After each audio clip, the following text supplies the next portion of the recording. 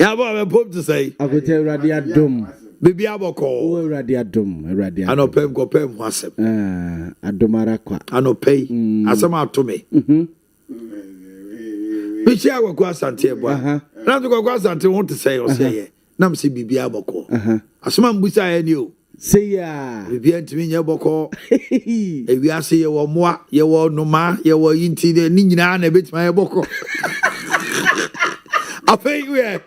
I pay cousin Betchy and a person patch my Ade Kyeɛ is a good to us a controversy a rare Linda the say goodity. Everybody is like Yo, me busa say ya boy I want to say. Now just say yeah. Now because say Bibi Aboko. Am I referring to animals in the bush? Animals in the Ebemu say. Animal no so what in room. I have been misconstrued. Misconstrued by who? What did you be into was said that? Oh, Debbie. You didn't understand my answer. You didn't understand my answer. Okay. Oh, yeah. Let me understand you. Well, in a minute, let me understand you. Yes, Any Owia say we are no graduates. I say no. Or see yes, Christo. Tell you yes, Christo. Yeah, now yeah. Last time I catch me say, yes, we never know by Ankunya 28 Mokuno. I was so supposed to use this man. Go back with it time. So supposed to use this man. Muntiasi now about we are going to there. Sir. Say yeah now questions go it doesn't need direct answers. That it needs for rhetorical. Yes, but I didn't ask you a rhetorical question. You also answer. We use parable to answer questions. So you adopt so many ways to answer questions. But say I did not give you a rhetorical. A simple question like Bibi Aboko. Yet you could write Yesu Christo Mune a ye say. If we are saying, Niama be bring oh, and more a dime or now go so open more once a matia. Yan wasn't Kauti and good one walk over Jatawa Fred.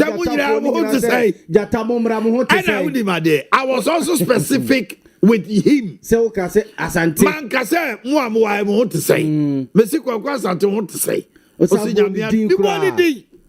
Eti osi Bibi atunya boko za se wiase Bibi adoso dey on the kasa majata ne mwa the spokesperson for the animal kingdom on the kasa Bibi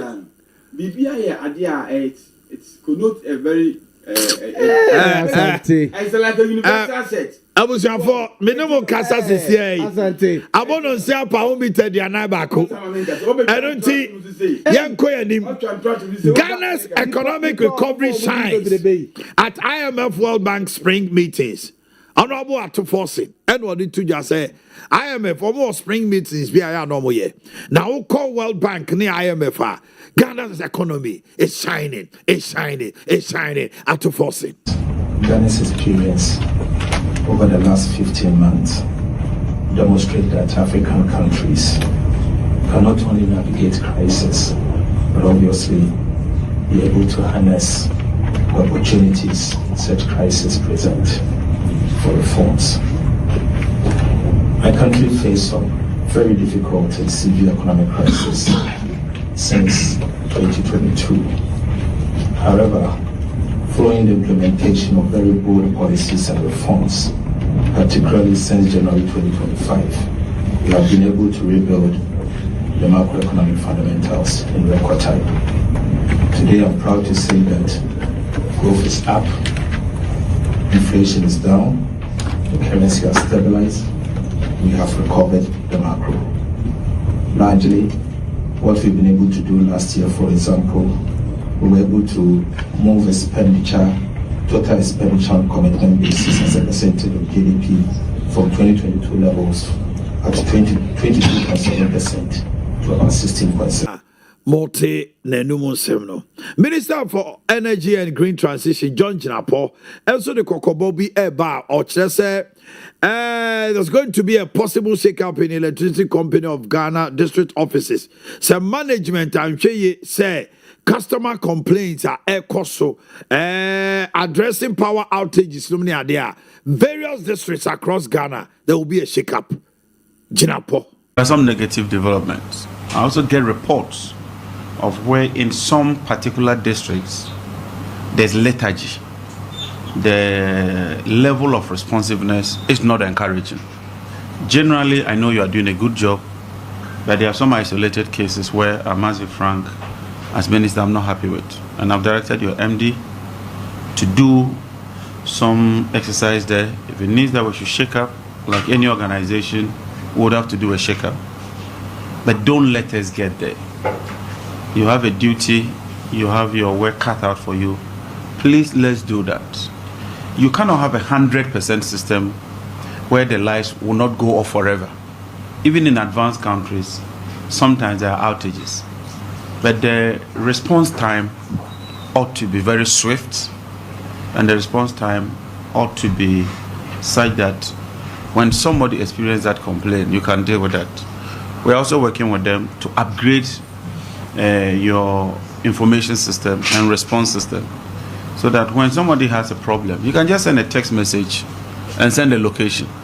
And that alone should be enough for your team to move in and deal with the challenge.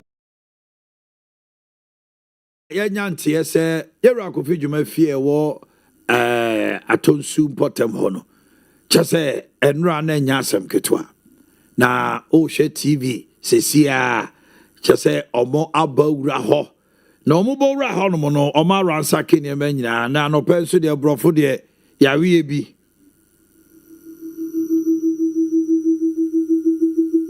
Acha is under you. So who give Ramos Acha these instructions? It's John Mahama. Kind of things to the former president, John Mahama. Because Ramos Acha is under John Mahama. You are the chairman of the National Security Council, isn't it? John Mahama is the chairman of the National Security Council, and Ramos Acha is under you. So who give Ramos Acha these instructions? It's John Mahama. Nobody else. It's John Mahama who did all these kind of things. Now the house has been exposed. No key. They have took all the keys away. All the keys, they have took it away. Laptop, documents, everything. We are now even going to take our time to look at all this. Look at what they did here with the CCTV footage and all that. This is what they have done. It's a shocking. Look at his cabinet, everything. Honorable Master Kofi Juma bedroom, mobile, you're lucky main way, so they use the back door and on my break it. Come and see how they caused damage to this door. Look at it. They broke into his bedroom. So they Look at it. Yes. Look at it. A man, 70-year-old man. And you say they pick some documents? Yes, they pick all the documents that he has and the household's keys. They've taken everything. Look at how they have ransacked his bedroom. The laptop, everything. They ransacked his bedroom. Look at how they just brought everything. We arranged it. They brought everything down. And then they came to this room as well.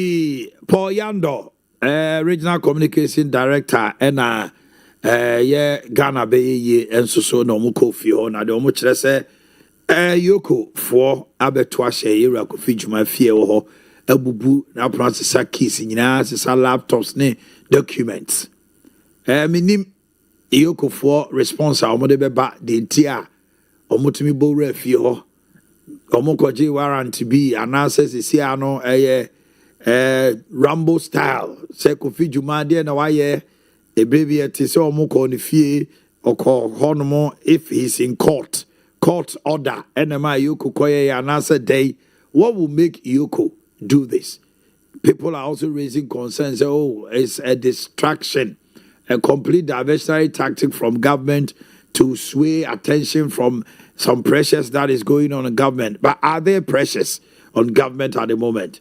And Accra Circuit Court has remanded the MPP communication officer from Sunyani Baba Amando to a 1-week custody. Abrantia no na oten in Kano. Yentie ni onuso so walk kemu a walka. I said I am not better than JB Dankwa. Travesty of justice has happened. Remember Ghana, you read about JB Dankwa. Jabi Dankwa gave his life for this country. I am not better than him. President Mahama will pay someday. God is greater than him. Travesty of justice has happened. Okay.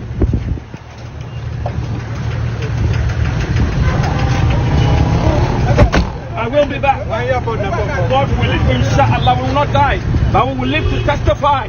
We will live indeed in the glory of the Lord, because we are all in the hands of the Lord. Brantier so also the yedene kodioki kemuno no. Na how na Idriso say enko benya ko be fa nipa abrusu na budget constraints and our teacher recruitment about 7,000. Sometimes when you hear budget constraints, now to say yes sika ho, then you ask yourself, na enye budget ya so ne ho sansem ye. Well, me can say yaw de da bia wo ka say say gold board buy any sika gold board one year then they as a Ghana ye wi an saw. To now to say budget no constraints sikendi one money at announce then dollar no other na dollar no kwa de 1 me see the dollar mean Ghana city no we did dollar over $12 billion I mean and I could a good body security $12 billion and so you see in this guy you dey found kwala me and imagine no yam bebre what's a budget so there estimation. So called the leper, you see teacher neighbor no from class 1 to class 6. Also, when you scam from Lelepe. Also calling na. Sorry, o calling na. Ogo lelepe. Roni de say. Lelepe na Vrungu, Srem, any Western North. Teacher neighbor no tell Yet is a report with the beer teacher neighbor from class 1 to class 6. Baby omodo so cry teacher for 3. Class 1 to class 6. Now with him, school should be odd morning. 1 classroom no. 3 rows here, class 2. And 3 rows here, class 3. Teacher ni ba ku jira ha. And ba ku jira ha 1 classroom. Yes. Then kwala ni jira sua de ebo. Yes, akonta.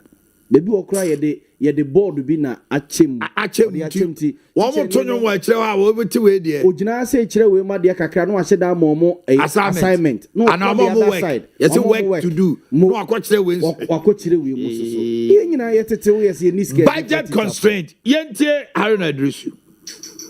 If resources were available, we should be employing and recruiting up to 50,000 teachers across the country. But owing to budgetary constraints, we are unable to do that.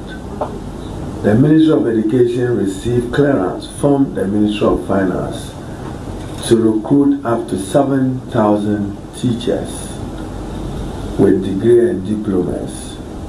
And accordingly, the process has been advertised in an open, transparent manner. My understanding is that it reflected need because many, if not all, the district assemblies were involved, particularly those that need teachers very critically. And as the portal opened, Haruna Idrisu, Kumasi traders, and I almost say I feed you one bread. Kajetia market phase 2, I feed you one bread. Yentie mameno. The combined Kumasi Central Market Traders Union wishes, on a serious note, to draw the attention of the government of Ghana, particularly the Ministry of Local Government and Decentralization and Rural Development and the Kumasi Metropolitan Assembly, to address the growing challenges confronting traders affected by the KJTR Phase 2 redevelopment project. In 2021, traders at the Central Market were evicted to pave way for the commencement of the Phase 2 of the KJTR redevelopment project.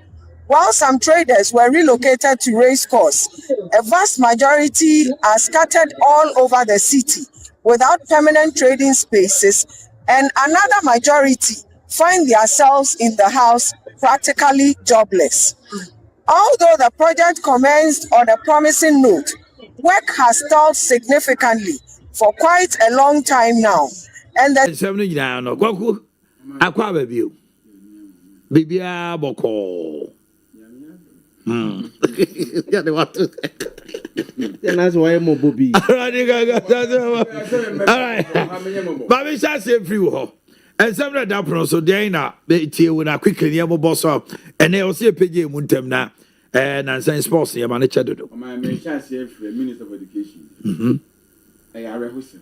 I are Hussein. I say, you two men now, you one. You said be the teacher for my native woman. Name you need to continue. You will be teacher for and coach your madi. One, young Kuran added to Piano. I will be all. Two.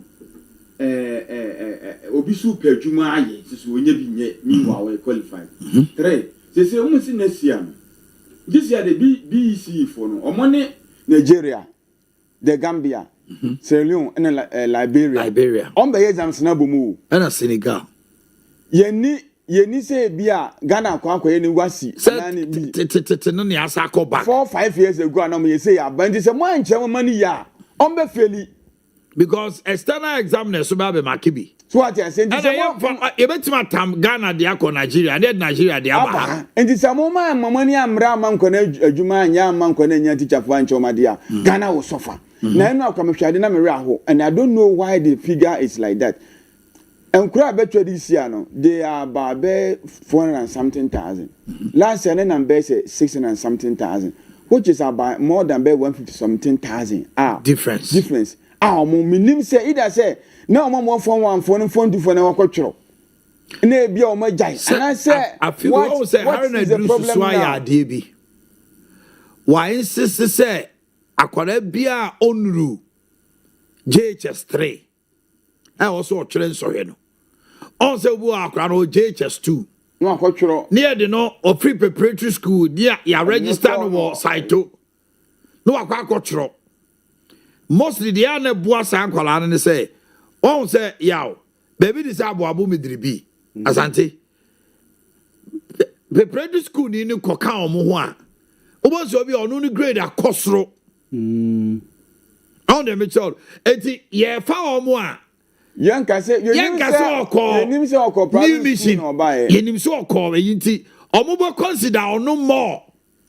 Because mostly are buying a fat senior high school for now. Call government school, Yana. Omo grade, you know. So, private school now, when you 10. No, so soon you're 10. I before no job. When you say 6 crown, I'm considering. And all the minister of education. It's all my I insist. Next year, crowd, you'll see a BC crab you. San Qualana or JHS 2. Or see Jack Qualano, not on grow. Not on rune is sign. It's JHS 1 phone. Now, my phone between the Omuku rem. No, Tiakulani era. SHS already 12 years. Not Jenny said that ye. And to say, obey JHS at age 16. No, Sabbath nephew. Woman a Juma crowd to me yet. I want to only she will be anymore. And then we are rushing our children too much. As what and the minister, media mean percent metis or Mrs. Kenny. A quembia some penny mamma saw your mass security now. O may be car hono. O month for being car. Media may support to say on penny mamma may be gone. 7,000 woefully inadequate. Now they are a wholesome say. Teacher for no, or my last batch of employment, no, almost 2023 coming. Now, young for Mojuma. In this situation, so many can constant first. That is the issue. And they come by way now, yeah, for limited figure, you know. Ama, I yes, Obia Wawako pray. You know, means America, say, Nipa 40,000 had applied in less than 72 hours. Which is wrong, sir. It's all because, as I say, wrong. Let me tell you. Me no nyina ko school, ye school. Me ma try for 2 years. Oba to me a ye kopa admission, ye kopa employment na watimi kra nyanam da so tifie. And now enkrofo kwa be kasa bi ekohini. And now onim. Omo so obi o wie be 2023 2024 wanya adwuma ni bia ye. Wanya adwuma because o no connection ti no o wie ye na obi di na wram. Ye di na wram. No akoto allegedly say o mu to ti de o dimi nti ano so. And the minister mu fa mu kra ni hu no mu nya adwuma ni bi nye. Yaw Na me brown chai. Brighto, join us quickly. And I PJ mu bra na ye sorry anasa. E be PJ mu ntem ko nu ana anko ye. Brighto, o microphone ye off. Asante. Yaw. Obetima kasa. Be yere ha o. Ayire de be yire. Di akotu obi edu so miemi asu. Yaw kasa. E da kotu be so miemi asu di. So na manga se biemu o ze de. Brighto, me no mic, you are still talking. But your bomb is on the floor. Now when you yes oh yeah me do no. Ya kasa. Honorable Maxwell Kofi Jumane issues here kokosi meme de me fi say she ifi enra enwumre ba say this MPP boy Baba Mando said they caught a remand for 2 weeks. 1 week. 1 week any Maxwell Kofi Jumane Honorable Maxwell Kofi Juma and sense meme de akuta de ba mitirimu a say sa pressure be as ba aban so for be 2 weeks news 3 weeks so I had diversionary taxes LGBT ne de one e be kika bom as the pressure kakra ko aban so no na e bia omo pese omo danen komo ne kakra na de Maxwell Kofi Juma abronye yakwa akwachi no yachi ye friends MPP ne boy who say nipa bebre boys be post to Facebook say na do time ye journalist bi ye MPP NDC supporters omo bi obi kura ko cassette ananado ye no ba me de meka ne say akota we nyina na ye Ghana fo ahiu we nyina sa de na esi ye se nanado obi di datam ye kwache no cassette etiano ye kwache ne de na ye Ghana fo bufu eye the ordinary Ghanaian ahi and order to about Etiananado because now President Mahama catches our ordinary Ghanaian and say, me ba President Mahama me ba reset or the reset beba. Na Sadia Maniama way freedom of speech and expression. Allow Nipano Amana Chena Jene Obia or Crown of Fasuchan. Yes, a biko overboard. Any idea they say, yeah, obedi penny watem. But this Baba Mando boy, I so post to picture on the page, Facebook say. LGBT colors or the association pedophoby and then pedophoby one more what the wig as your mama ba ye ma na dey wait until Donald Trump wig I said we are see yachi sa boys ni nyina me feel say President John Dramani yeah AI pa asa okay Nanado kra ne your mama dancing competition bi a boys see more mo yeah there's our boys no munya o man come bechi o man na ya nchi on because omunye politically exposed. You see? Yanchi those boys are Omanhene Yaw mama kakarika nyina yemane sebi. Ade na yanchi womo.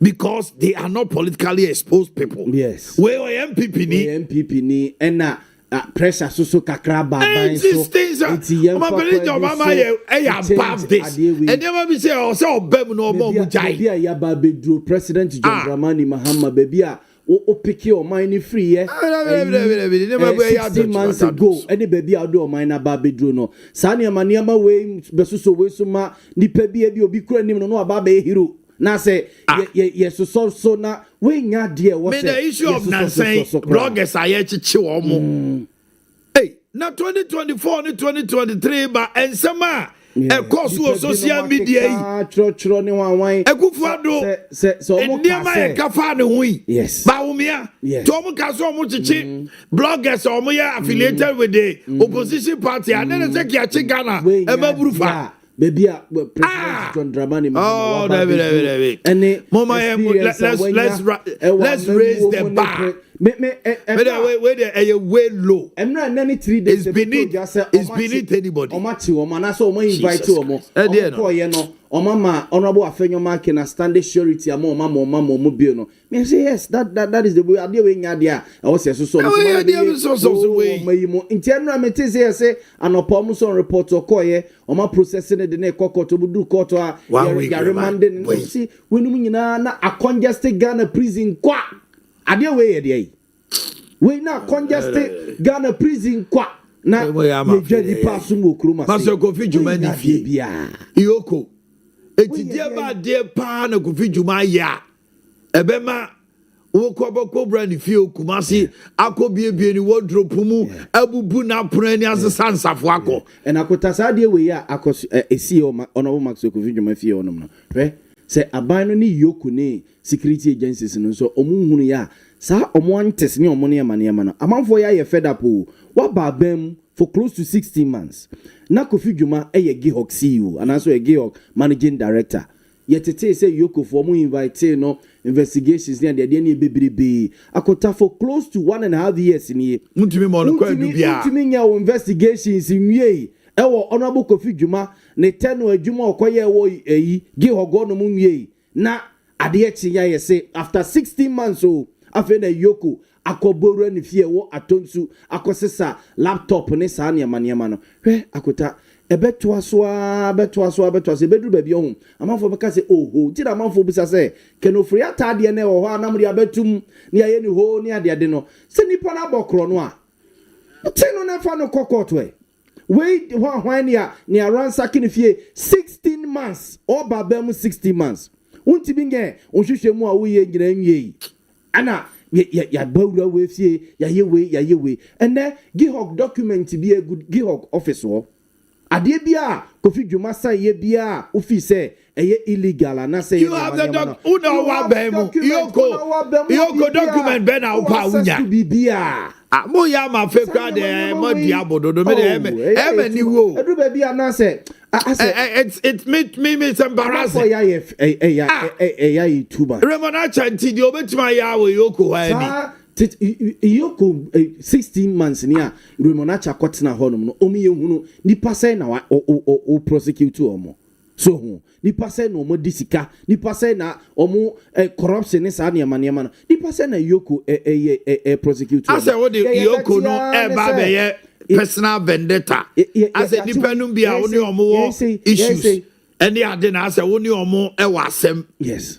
And I jackpass so ekutani tune or count no call. And what is this? 6 months ago, say Yoko AS Ade way 6 months ago and Obia and Phobia home. Because government in power there will be excesses. Buy and 6 months about 60 months after 16 months what does Subo rank for 16 months Kofi Dwuma there no we are free Ghana. What Kofi Dwuma wa Johnny? Oh yeah, it's all one crying. Oh one crying and now be see that you on the fie. I never some crania. I said, we are living in some jungle. Being I say, oh, one man, I maybe. Yoko reset any. Yajitum say, I deal with BC. And I am saying, that's why I could tell Yajitum some penny and I do Danko for Mampenida than the pens with BC. It's quite embarrassing. You are resetting near my uncle ye. Your mama now. The second coming way no. So the way I started so I am near man or to near man. A so Ghana for any. Sababa Mando, oh, goodwill. Post to one with Facebook. But ya ma penny goodwill no. And Rami can say me say. Whoever thought said 2022. Obi be so TV no who Akufo-Addo no adum no. Whoever in his mind, presence of mind say Akufo-Addo bedru baby na ye boni din kura grofo to me chill. He was Ghana's Messiah. Darling boy. Ubo Akufo-Addo. A deal baby. And to myself for mano. They come here say 2024 say ye jai obi class yeah Legon boys na ko papa ne papa William Akufo-Addo 300. Yeah, okay, say video no. Hey, friends, and the statue be. I say UPS or say Legon 4 boys. Yes. Papa the statue show am cause who no amauba. As a joke, but it meant something. Yes, it meant something. A Sunday message. Now the code Nom Kalipu. Now the NDC in power wanted to use this to 2015, 2014 to embarrass him. Yeah, it became an idea. Then I'm saying who don't see Kalipu be #1 drink in Ghana.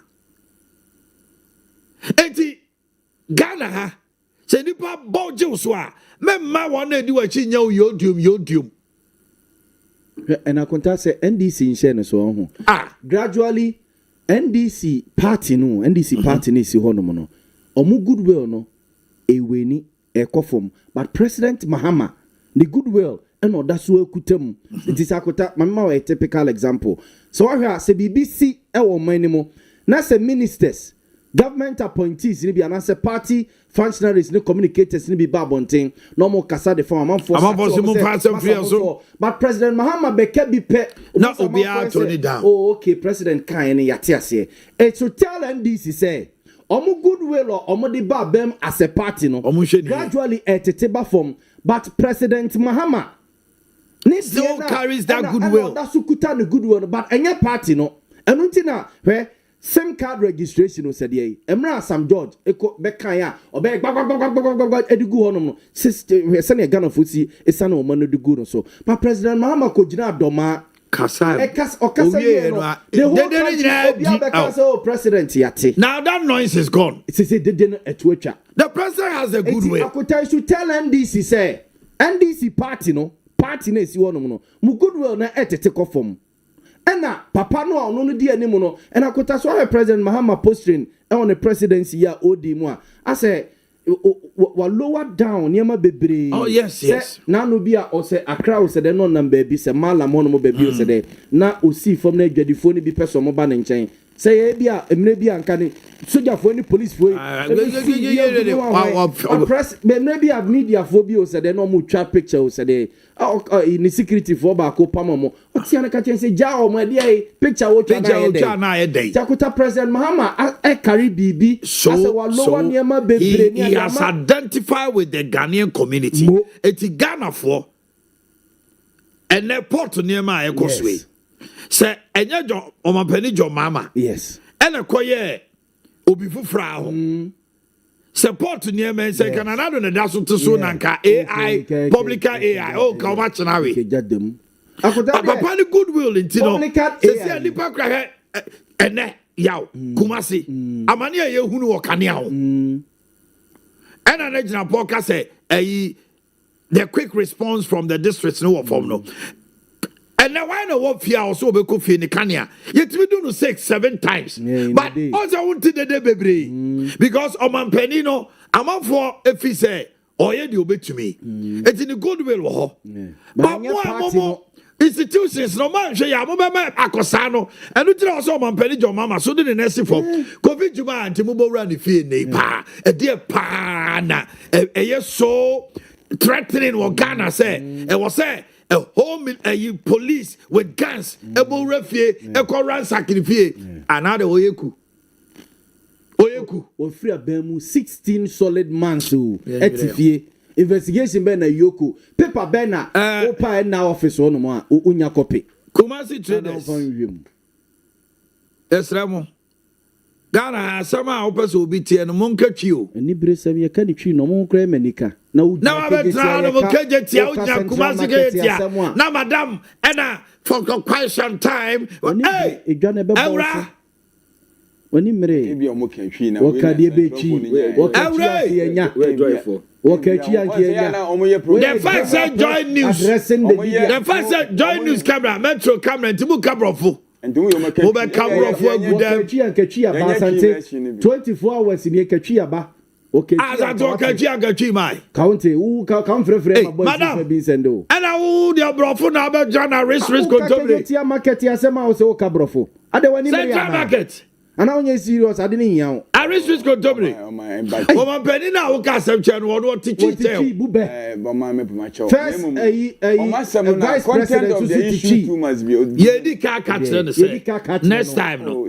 on kachi no be antibi asma mo kan say kejetia space 2 adile wo be defend you kejetia phase 2 adile asante asem no say asem no na yenka nwase but ekwan the medium of communication no why you careful obi abeyi nani asem na ote the okan no abrofo ni ade ejadifo ne jane nche kwa na asem na no okan no monte Eba brofo sabia woni na bo. Dia mema Omanhene ni abre ni say.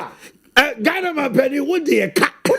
Boy ne ka wo de ka. Ye na president want ntem. Oka your excellency you owe us. I say bunye du. Wait yasem. You owe us. You owe us. Wait yasem. Na say Omanhene wo de ka. Me hear TikTok ada agrophobia almost on babeka kasa no India China UK and Ghana. Boy, and say what the car. Second one say your president, your president, you owe us it have ready and this one. Or say Mangara ya. Oh, pa, which was just open or can India. Yo, Miss Ria. Hello, boy, say, or say Mangara. Oh, pa, and India, oh, China didn't have a casa. Oh, what serious? I say, skit no, Ade. Can you see an onion in the cinema? Phase 2. Because drama get ya sewazi and Yabasre Ghana Mampeni. Regional Minister Dr. Frank Amakwehine. A man no sufre. Zubantichi. Frank Amakwehine. Zuba. Kejetia. Vice President Professor Gidamu. And Nazana Zuba Baha. Crop Market contract Nasa Shasi. Or say December no Mampeni kind there. Zuba Naswa Costa President. President say the early March because December and then Omunye. Omama early March. Construction here cost a double road to Georgia roundabout. Or say by September, maybe not September, the end swat to suit to Omo ya kwino, Omo ya chuman. Your best say the major issue are confronting them no a KJTR phase 2 Central Market. Yes, ramping 4. Kumasi is choked. Race course. Edum. Central Business District. Unya baby na do nesi. Zuba ba ya na nyame adom. Hello FM ani mo kra ka timfa ho. Honyina da.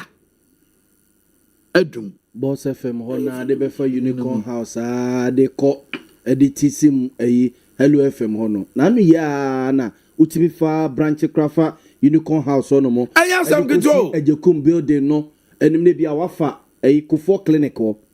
Edum Kufo clinic ho ne bia. Wafo na untimi driving for ho no baby. Na ka untimi fa ho baby a. But the name na se kakra cars etimi branch fa. Na blue light to say there's so. Na blue light no e 170 say. Sikanom so mu. Skana omode buy omochije no so mu. Penifo na yi almost see all that is akota kola no so mu hu sika na akota omo ko bisa ye omo so mu de yi gata na bi o na committee te omo te committee wo ho akota wa oni aka ho MP se na MP MP de no nka ho MP nka MP bia ene ko ho omo ho omo ne hwan omo na o se ne omo penifo wo blue light ho eti e se ye no omo ti kuo sika no omo so mu hu akota eti ye mu sa omo ti kuo no so omo odi omo ye for member committee ye mu sa Blue Light Traders Association we no say MP no so nka bia ha adwen omo say omo na MP no on say the MP facilitated it because he didn't want a situation and the people themselves too. The people brought the people they trusted. Yes. As until to see what fear. Now, if you have for I see you nipa bed night near you me. Now you the sikama and near Kodi. Oh my, me the men and actually omokote committee. Allegedly, the young man are saying so much discano. Nakota.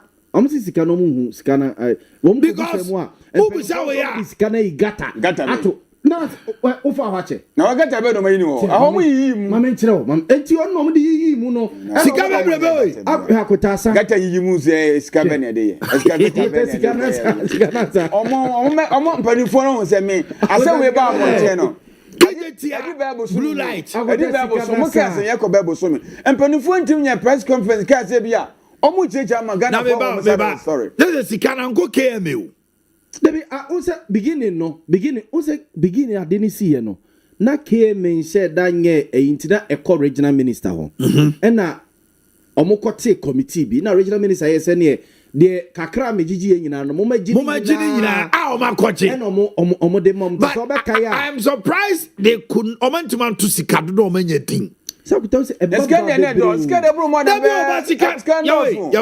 ne ba no mo amogije ye no enya account no om de koto ye Usakota Dr. Brian Champon bre omu bi Honorable Patrick Yabo Sika for ba ebi mu kra no ya fa camera nsi omo so no endoso politicians ne de no ene ehu ye cement ne anwea no ne niema ne sika omo de bre omo nya bro kakra de mo ne ayibi ko ekoya asem bi no eno so koya asem we nyina akota omo se mo no kra de omo nhunu kra enti no bi busa se wo mo e de omo to sa dwumadie na no omo to kwan na also mo be press conference I was saying Zubamo me feel said the authorities now should bring them the mayor and the regional minister should call those people say omo may account to the entire Kumasi people we are interested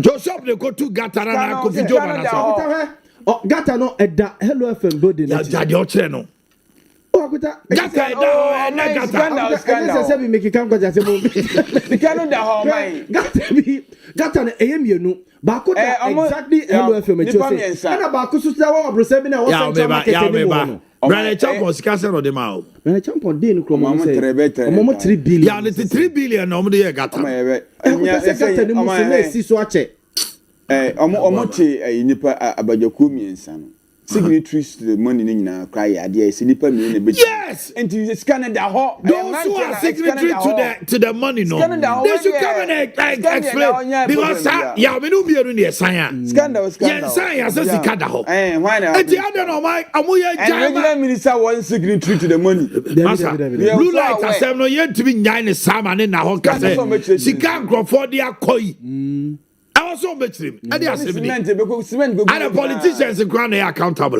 David, the civil society should be accountable. Because here is the common penny phobia. I was so moved them anymore. The regional minister, the mayor, Omono Mudi, Akotrepa, Subi Brasebeja. Mr. Noir, Omo former Ninjim, lawyer, Kofi, Obriebois. No Musa Omoa, Yedis Kanisho Monsaro, and Kuntabu Kratasem. I didn't know ye. And a pair of men sports, but soon I listen to Nakota Patano mobile what in a bo. Blue light, Patano what in a bo. Back here say. Face table back say 50,000 you say. One of them are Musica. Share. Oh my says your mobile baba. Oh my more than 5 I got my raso Patani the table no. I am the man about my deal. Why never bought 50,000? Oh, man about my dear, not because you want allegedly. But because you are why the educate. That's a came assassin. As Santama Radia came so. It came in edge 50 now. Why edge? Nakutadi origin so na ya Greek no. You BJ 50,000 table near CBC. David, why edge? Zuba Najiana. Miss, oh my no crab akunu central market diketi aye akake endorse and akota okotia so once aye hu no kre aye so no bi aba no measure say okay all right